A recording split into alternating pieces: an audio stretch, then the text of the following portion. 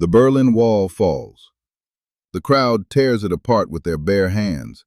Cameras roll. The world watches. December 25th, 1991. Mikhail Gorbachev resigns. The Soviet flag comes down from the Kremlin for the last time.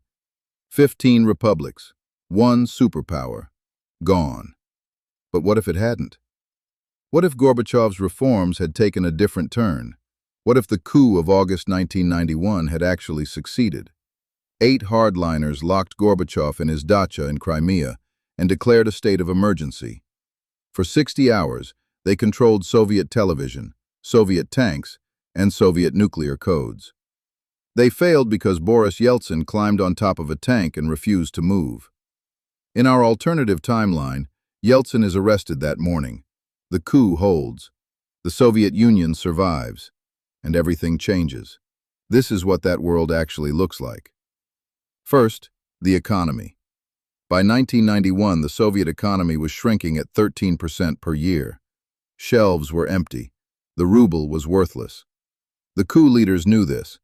Their plan was simple: end Gorbachev's openness, restore central planning, and keep the military fed. That plan had worked in 1956. It worked in 1968, Hungary, Czechoslovakia. Tanks solve the problem until they don't.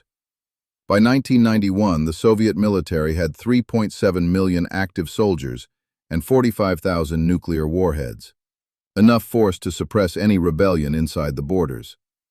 The Baltic states, Estonia, Latvia, Lithuania, had already declared independence. Under the coup, Soviet troops move in within 48 hours. Lithuania resists. Street barricades, civilians blocking tanks with their bodies. The Soviet army had done this before. January 1991, just 8 months earlier, Soviet troops killed 14 civilians in Vilnius trying to take the TV tower.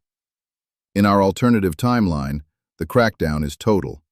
The Baltics are reabsorbed. The independence movement collapses. Now the question moves west.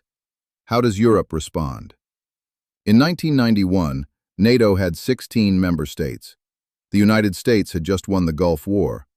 American military confidence was at its peak. But nobody in Washington was ready to go to war over Estonia. Sanctions, diplomatic protests, strongly worded statements. The West condemns the crackdown and does nothing else. The Soviet leadership reads this correctly. The West will not fight. The window for containment is open. Ukraine is the real prize. 52 million people, the breadbasket of the Soviet Union, significant industrial capacity. And in 1991, Ukraine had the third largest nuclear arsenal on Earth. Ukrainian independence had been declared on August 24, 1991, one day after the coup began.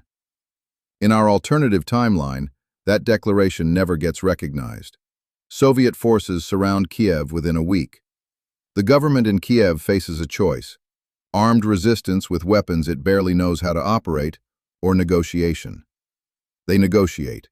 Ukraine stays inside the Soviet Union. Its nuclear weapons remain under Moscow's control. That single decision reshapes the next 30 years, because what the coup leaders actually wanted was a modernized Soviet Union, not Stalin's terror state, something closer to China after Deng Xiaoping. State control over politics, limited market reforms in the economy, foreign investment allowed in certain sectors, dissent suppressed but not systematically liquidated. This model existed. It still exists. It is called China. And China in 1991 had just survived its own crisis. Tiananmen Square, June 1989. The tanks rolled. The party survived. Soviet hardliners watched that and took notes. The economic question is harder. The Soviet economy needed foreign currency. Oil was the answer. In 1991, Soviet oil production had fallen to 10.4 million barrels per day, down from its 1987 peak. The infrastructure was aging. Western technology was needed. In our alternative timeline, the coup government makes a deal. Western oil companies get access to Siberian fields. In exchange, the Soviet state gets hard currency and technology.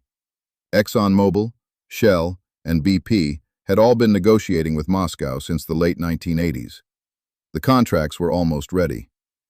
With the coup in power, those contracts get signed under tighter Soviet terms. The companies accept because the reserves are too large to ignore. By 1995, Soviet hard currency reserves stabilize. The ruble doesn't collapse. The shelves don't empty the way they did in our timeline. The Soviet Union in this timeline finds a way to survive economically, at enormous cost to its people's freedom. Meanwhile, the arms race continues. The United States, under George H.W. Bush, had been expecting Soviet collapse. It doesn't come. The Pentagon's 1992 budget had already begun cutting defense spending. Those cuts stop immediately. NATO expands anyway. Poland, Hungary, Czech Republic join in 1999, same as our timeline. The Soviet government protests loudly but cannot stop it militarily. This creates a frozen confrontation. Neither side wants war. Both sides keep massive militaries pointed at each other across Central Europe. Germany reunifies in 1990 regardless, but its eastern border now touches a surviving Soviet bloc. The 2000s bring a new question. Who leads the Soviet Union after the coup generation dies? The coup leaders were old men in 1991. Yanayev was 53. Yazov was 73. By 2005, most of them are gone. A second generation takes over, younger, more technocratic. They have grown up watching China's economic miracle, and they want the same. In our world, this generation produced Vladimir Putin in Russia. In this alternative timeline, a similar figure rises inside the Soviet system, but with the full resources of a preserved superpower behind him. More dangerous, more stable, and with nuclear weapons, nobody ever had to renegotiate. In our timeline, when the Soviet Union collapsed, 15 new nuclear states theoretically existed overnight. The Budapest Memorandum of 1994 convinced Ukraine, Belarus, and Kazakhstan to give up their weapons. In our alternative timeline, that problem never exists. All Soviet nuclear weapons stay under one command, 45,000 warheads, unified. A surviving Soviet Union with a modernizing economy and unified nuclear command is a peer competitor to the United States in a way that post-1991 Russia never truly was. The unipolar moment, that brief window between 1991 and roughly 2008, when America was the unchallenged global power, never happens. No unipolar moment means no Iraq War in 2003. The Soviet Union would have vetoed it in the Security Council, and a surviving superpower veto actually means something. No Iraq War means no ISIS. The chain of consequences from that single veto reaches across 2 decades. Afghanistan is different too. In our timeline, Soviet troops left Afghanistan in February 1989. In this alternative timeline, the coup hardliners refuse to accept that defeat. They reinforce. The war grinds on into the mid-1990s.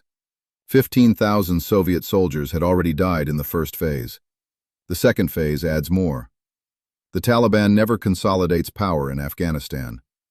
No Taliban means no safe harbor for al-Qaeda.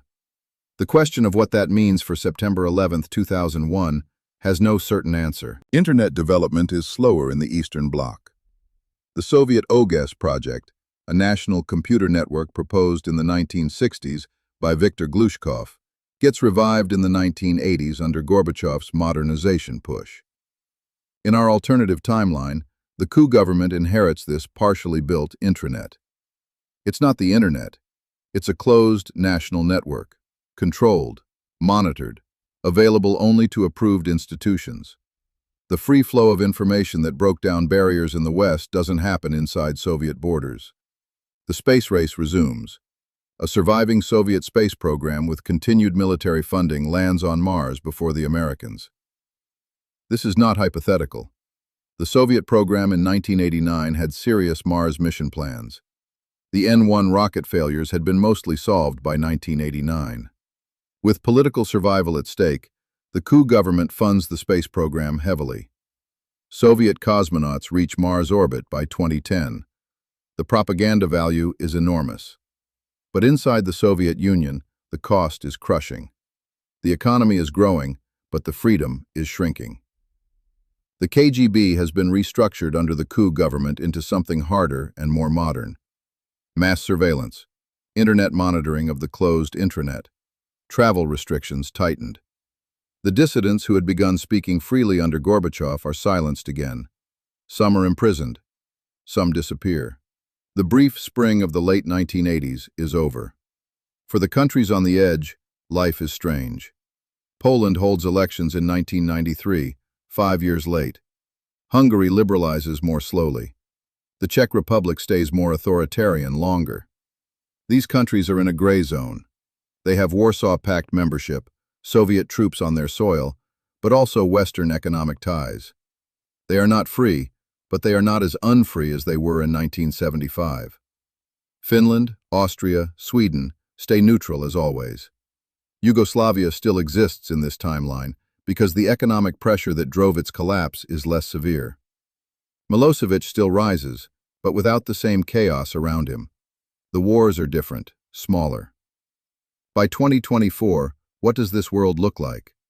The Soviet Union has a population of 290 million. Its economy is roughly the size of today's Germany. Large, significant, but not remotely close to the United States. China has still risen. The Soviet relationship with China in this timeline is complicated. Both are communist states, but they never fully reconciled after the Sino-Soviet split of the 1960s. They are rivals as much as partners. The Middle East is unrecognizable to us. No Iraq war means no regional reshuffling. Saddam Hussein dies of natural causes in power in 2006. His sons fight over succession. Iraq fragments. Syria's Assad family still rules. Libya's Gaddafi is not overthrown. The Arab Spring of 2011 still happens, driven by the same food prices and population pressures, but without American-led regime change, the outcomes are messier. Now for the honest accounting. Would this world be better or worse than ours? For people inside the Soviet Union, almost certainly worse.